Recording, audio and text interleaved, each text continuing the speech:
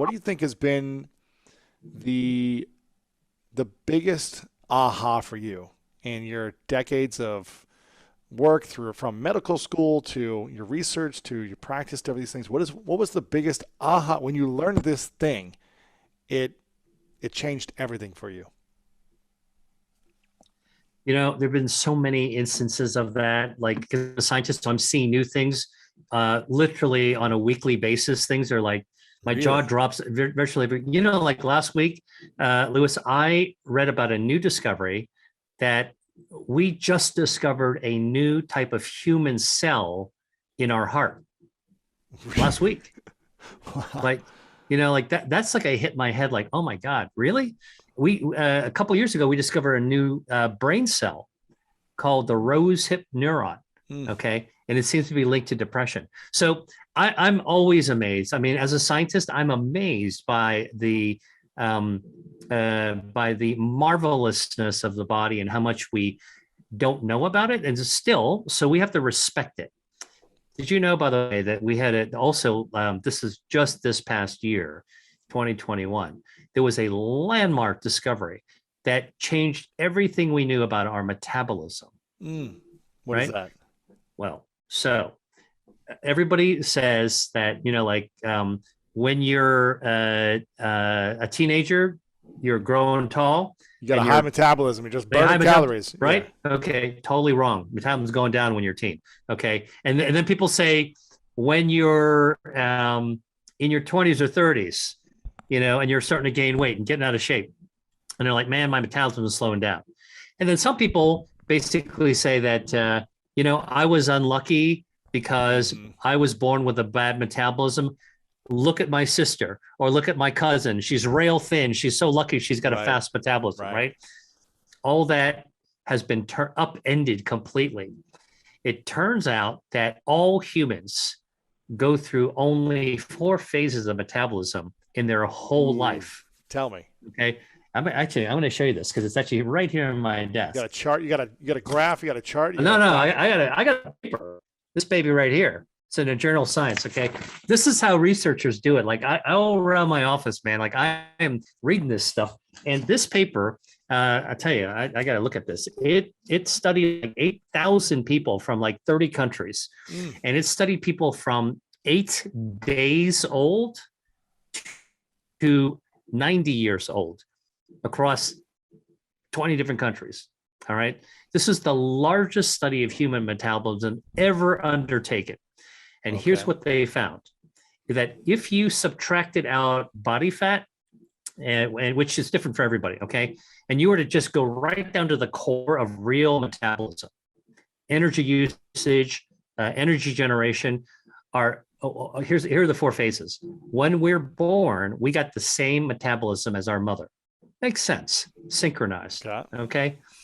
From zero or from the day you're born to 1 year old, your metabolism skyrockets. In fact, it's twice high when you're 1 year old as when you're 20 years old. Wow. Okay.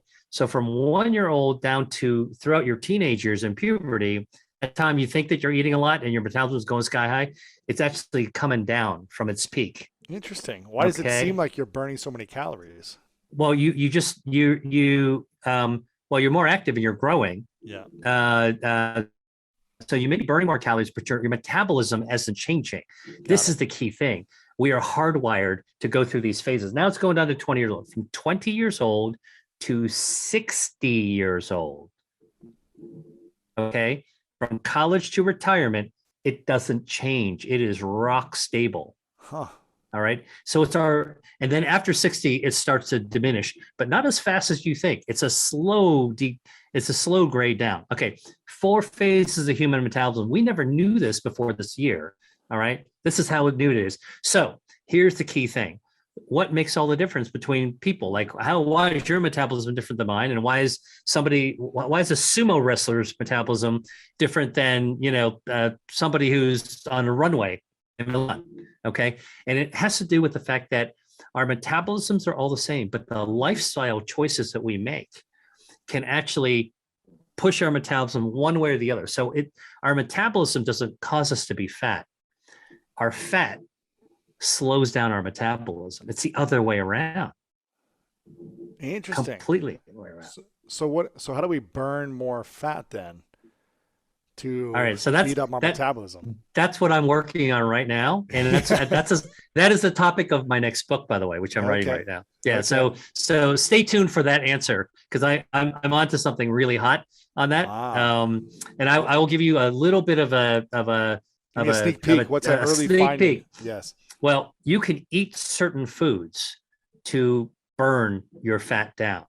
Ooh. Like So what? while caloric restriction and fasting can actually also do it, it turns out there are certain foods that you can actually eat that will trigger it. Ooh, You want what are to? those? Give me some of those. I don't want to give you a too much. I don't want to give yours as a spoiler because I'll have you come. I'll have you invite me back on the show. And we'll Yeah, talk we'll have you about back. that when We'll my have next you book back is out. on for sure. We'll have you back on Yeah. for sure. You can give us the whole debrief. But what would you say are a couple of these foods at least that you think that are now researched and proven to be powerful fat burning, I guess, tools? I'll give you one that's actually just a surprise. Is seafood actually? Seafood Yeah. helps burn Ro- fat. ro- Yep. Is it help burn fat or it starts to trigger and activate the fat Triggers. burning process? It triggers. So there's certain elements in food that are newly discovered in research. Like Wow. I just told you some new stuff out that's coming out of the hot off the presses. But I can tell you, like this is what I do. The research that if I told you about research about biotech developments, it may not actually mean anything to you for 10 years, Mm-hmm. maybe ever, never. Okay. But when there's research about food or about your health, a lot of times there's stuff that has immediacy. You can put it to use right away. So cancer starving foods, regenerative foods, gut health foods that can also help your brain, foods that slow down cellular aging, foods that lower inflammation and boost your immune system at the same time. That's what I'm talking about because the power of healing rests inside our body. And healthcare is not something that we need to rely on when we go to the doctor's office, right? Every year you go once. Healthcare is everything in between that we do for ourselves, and food is a medicine that we take. Absolutely. I've talked about this many times on my show before that I grew up in a specific religion called Christian Science, where it was more the practice of spiritual awareness and that were spiritual ideas and less on using medicine to heal, but more using the mind and awareness to heal, thought, which would then heal the physical body. So medicine was never really a thing I studied or really took growing up. It was just kind of like when we got sick or when something happened, we used thought, prayer, spiritual prayer to kind of remind ourselves of who we are. But I'm curious, do you think that people could live without modern medicine if they eat properly? Like all the things that you talk about in your book, Eat to Beat Disease, do you think we could live longer lives, healthier lives without the need of certain medicines? Or are you saying we should be using medicine and eating food when we need them? Well, we should be eating to enrich our lives from the time we're young all the way until our last breath. And that should actually be able to tackle about 2/3 of all the chronic diseases. And by the way, about 1/3 of all cancers are thought to be due to diet and lifestyle. 1/3 of cancers. All right. We ought to be able to dodge. But you got to start early, right? I mean, this is not one of these things where I've been smoking my whole life and now I'm going to actually turn over a new leaf. It's never too late to quit, by the way. However, the fact of the matter is that like so you grew up as in the Christian Science framework, which you're in the Boston area, so that's where the hub is. The Mother Church is in Boston. Yes, it's amazing. It's an amazing place, a really spectacular place to visit, and a very special place actually. But I will tell you that the idea of having formative years groomed in a healthy mindset Yes. which is, I think, what you're talking about, Yes. is so important. So that if you've got kids and if you're involved with teaching and if you're involved with a business where you can actually impact on kids, think about the impact that you have now could Mm. actually influence their health 30, 40, 50, 60 years from now. And that to me is a big responsibility. It's a giant opportunity to make a better society. That's beautiful. I'm curious.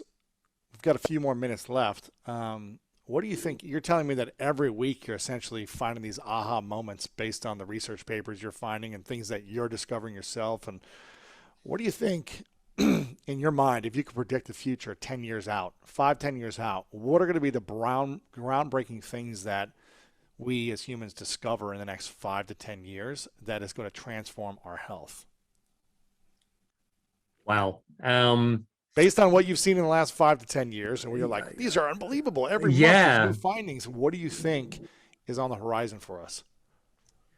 Well, one thing that I think is most one of the big aha jaw droppers for me in the kind of the journey that I've actually had in my career is the fact that we can regenerate ourselves. Okay. And I never thought that was even possible. I had been working in stem cell therapy and regenerative medicine. And, it's a real struggle. It's an uphill climb to really try to show that we can actually regenerate the heart or the brain or nerves. And yet the body does it every single day. And when I discovered that, you could regenerate tissue by uh, barley, eating barley, which has beta D glucan, or with chocolate, as I mentioned to you, cacao polyphenols, or even olive oil. There's something called hydroxytyrosol. It's a natural chemical in extra virgin olive oil. It helps to kind of make that distinctive olive oily taste. That can actually help to protect your stem cell. Or if you are not a vegan but you eat seafood, and you're really adventurous, that black pasta squid ink that they have Mm. sometimes on menus. I happen to I like to explore different kinds of food. Squid ink actually protects your stem cells. It's Wow. like a shield. Okay, and so the fact that we can actually eat to regenerate. So I'm very excited by this idea that we can eat foods, and we're still discovering what foods can help propel our body's regenerative capacity. I think that's going to actually be groundbreaking. And then something that I'm actually working on that is really, future forward, right? So you're asking like what's going to be mind blowing in the future? Yes. All right. Well, look, I'm kind of like a pretty down to earth guy. Like I believe that we should be protecting our planet, doing everything we can to take care of, nurture this ball that we live on, and we should be doing better for our community. But I think from the time I was a kid, I appreciated and I was excited by this idea of space travel, which is now happening Mm. more often, right? All right. So here's something I think is going to happen over the next decade. As humans become extraterrestrial, we're going to be the first extraterrestrials we're ever going to meet is ourselves. And we get beyond near Earth orbit, our bodies are going to be bombarded by galactic radiation and have the effects of negative gravity changing our body. We got to find out what kinds of foods Huh. or supplements that we got to eat to protect ourselves. That's crazy. So I'm working on that. That's cool. So I've been meeting with astronauts. I've been talking to people in the space program, flight surgeons. And what I'm figuring is that if we can figure out what we're going to need in the future for that, we could probably bring that right down to Earth right now Mm. to actually do something good for us. So that's, so I'm excited by that. Say you fast for a full day, you have 0 calories. You don't die, right? Because what happens is completely different. Now you've lowered your insulin, so you're changing the hormonal profile of the body. And as you do that, you're now switching fuel sources.